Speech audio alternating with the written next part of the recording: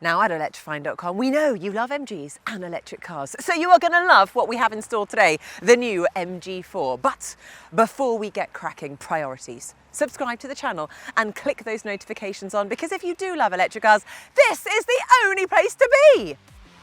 Too much. Too much?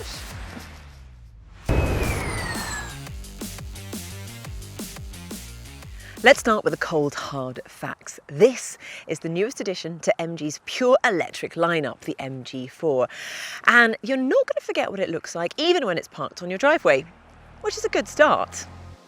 It's a 5-seat hatchback made in China, where it's called the Mulan. Interestingly though, the styling and some of the engineering is done here in the UK. You get a single electric motor mounted in the back, driving the rear wheels. And it's priced between £25,995 for the standard range model, with up to 217 miles of WLTP ability, up to the £31,495 trophy with a bigger battery. This one, an SE with the big battery, can manage 281 miles on a full charge. Now, there is a lot to tell you about this car, but the good news is I have the keys, however, only for 2 hours, so here goes. I think the biggest deal, besides the price, is the way the new MG4 looks. It's much more funky than any of the MGs that we've seen so far. There are plenty of angles for a start, a sharp, snouty front end, impressive 17-inch alloys, and on some versions, two-tone paint, and a really interesting rear with a double-bubble rear spoiler. They didn't trust me with that one though. We're driving the cheaper, entry-level SE in this shade of Spanish hire car white. But I still think it looks good, and it's probably the pick of the range. Now, it's definitely distinctive, but weirdly, I'm also getting a sense of déjà vu. Bit of Kia EV6 at the front here, and perhaps a bit of Nissan Leaf, Nissan Ariya at the back. Or is that just me? Maybe that's just me. Is that just me? Let me know in the comments below. But whatever you think to the outside, inside, well, it's bang up to date really. First up, you've got this 7-inch screen directly in front of the driver with all of the important information that you need for your driving. In addition to that, you've got this 10.25-inch touchscreen, very similar to VW ID models actually. Or to be honest, most popular electric cars now have this. Now, interestingly, the MG4 also gets a row of physical buttons, which, call me old-fashioned, I do really like, just because it avoids the kind of faffing around trying to find something on the menu if you're on the motorway and you need to do something quickly, like a bit of climate control or turn up or turn down volume. So that I am a fan of, even if they don't look super modern and forward-thinking. What's also not quite so forward-thinking are these. If you do upgrade to the trophy model, you do actually get wireless charging for your phone, which would be nice. But instead what they've tried to do is to neaten up the cables. You plug in your phone cable underneath here, because there are 2 USB ports, which is great. But to try and neaten it up, it's then pushed through here, which just looks a bit odd. And of course, you've still got messy cables hanging out the bottom. So I don't know, cables always do look a bit messy, but I'm not quite sure that is the best solution. Then on this sort of shelf here, we've got the rotary gear selector, nice and easy to use, same with the handbrake. The only thing I would say is, normally in my driving position, I quite like having the gear selector in the middle or on the steering wheel, whereas here, it's just slightly, it's not centered, it's slightly off to the left. It kind of favors the passenger side. It just annoys me a little bit. It doesn't make a huge amount of difference. Obviously, you've only got to stretch an extra inch across, but just for me, I quite like it centralised or easy accessible when my arm is resting on the armrest. But that's a personal choice of mine. Now, interestingly, just like the ID3 in the Polestar, this doesn't have a start button. So you just sit in the seat and then you select your gear. So that's nice and easy to use. Also, I think you probably can see there's lots of space in the front. Plenty of space to store stuff as well. You've got 2 cup holders, storage here, right in the middle, door bins. I think ultimately what MG have done is had a look at what VW are doing and then upped the game a bit. Yes, there are a few budgety areas, but I think for the price you're paying, it's actually really good value. As we've come to expect from MG, there's a lot of kit on offer. The base SE model with the smaller battery comes with automatic LED headlights, adaptive cruise control, rear parking sensors, climate control, digital dials, and a 10.25-inch touchscreen with Apple CarPlay and Android Auto, as well as a load of other bits and bobs like the iSmart app.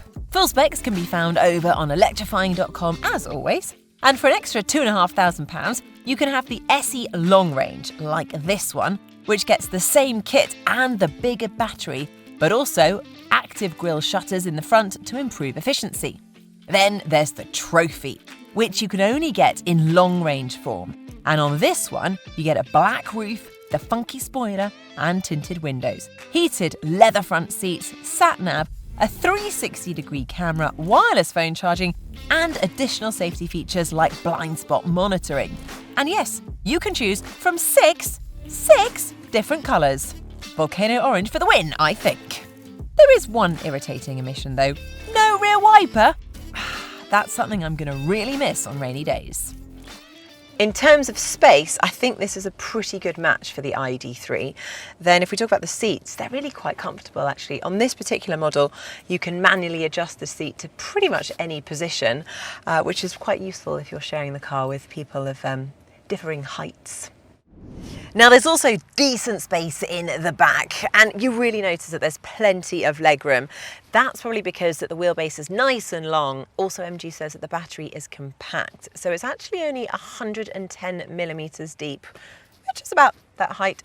So there's going to be plenty more space for your feet. It does sound like a small thing, but it does actually make quite a difference to the interior space. Now the boot is 363 litres, not cavernous, but there's a decent hatch and a nice flat floor, so it's perfectly doable and livable. No frunk though. Sad face. Although really, what do we actually use the frunk for? Maybe putting your cables in, which is nice to have, but it's not the end of the world to be without one. Now, if you need to tow, there is a 500 kilogram limit, which is enough for a small trailer or a bike rack, but that is it. And it's worth noting you cannot put a roof rack on the roof of this car. It is banned on the MG4. Now this is the MG4 SE with the bigger battery, so that means you get just over 200 brake horsepower and 184 pound per foot of torque. Okay, they're quite modest power figures in the grand scheme of things, but I think perfectly adequate if you just need to drive around in real world road conditions every day. With a 0 to 62 mile per hour time of around 8 seconds and a 99 mile per hour top speed, the MG4 is perfectly perky, without straining your neck or spinning wheels. Certainly good enough for keeping up with whatever you need to do, and even the odd overtake. The smaller batteried version gets just under 170 brake horsepower, but because it's a bit lighter, it's got exactly the same performance figures. Now apparently there's talk of an MG4 with twin motors, 4-wheel drive and 400 brake horsepower, and a 0 to 62 time of 4 seconds.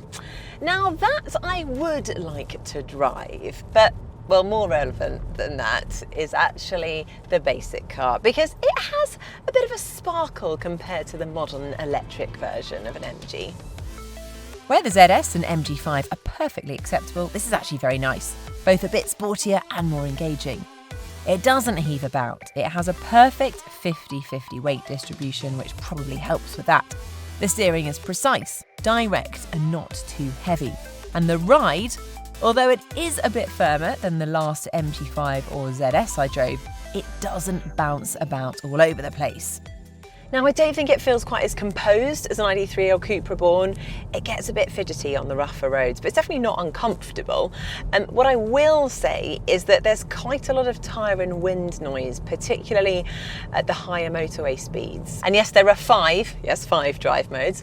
And the normal, it feels quite sporty, maybe too sporty. I think the throttle is just a bit too sensitive for every driving. I personally prefer something a bit more relaxing, a bit more consistent, which is the eco mode. So I've got it on eco mode at the moment. Now, when it comes to the regen, there is adjustable regen, but there's no switch or paddles. You actually have to go into the screen to adjust that, but you can notice the difference. It works well enough. Now, one of the modes for regen is adaptive mode, which uses radar to adjust the regen level depending on where you are, which is quite clever. All in all, this is a massive step forward for MG. I think it's really raised its own bar from acceptable to a genuinely good car to drive. I'm a bit impressed. The good news continues when it comes to having to top up the car when you're out and about. In this long-range version, there's a 61 kilowatt-hour battery that should see 280 miles of WLTP range. There's modest 7.4 kilowatt AC charging, which is okay, but decent 125 kilowatt DC onboard charging from the port here on the left-hand side. That's more than any MG so far, matches most VW stuff, and should see a rapid charge from 10 to 80% in about 34 minutes on a big enough public charger. You'll be putting in about 155 miles over that time, whereas at home, a standard wall box will see it flat to full in about 10 hours. The smaller batteried standard range car gets a 51 kilowatt-hour power pack, 217 miles of range, and slightly less DC charging at 100 kilowatts. It's got the same 7.4 kilowatt AC charging ability and will take slightly more time, from 10 to 80%, even with the smaller battery at 37 minutes. But a home wall box will see it filled up in just over 8 hours. Now, as I said at the start of this, I've just had a couple of hours with this car, but I think the big news here is that MG has stepped up its game to the point that you don't have to justify your choice with value for money excuses. The MG4 looks up to date, it has a modern interior, plenty of tech, and comes with a 7-year warranty. Add that to the fact that it's gunning for cars that cost quite a bit more and yet offer similar amounts of range and equipment.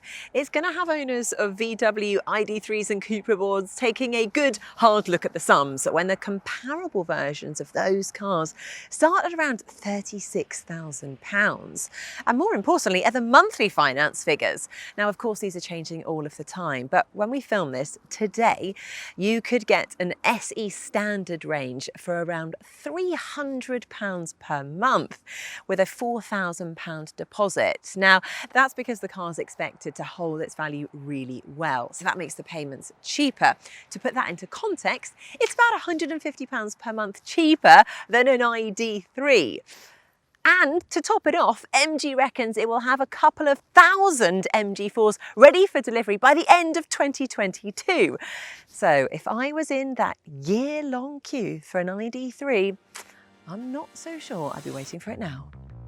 Well, thank you so much for watching this video. If you are into electric cars, then this channel is the one for you. So please do subscribe, like, comment, and turn your notifications on, because we've got lots of exciting videos on their way soon.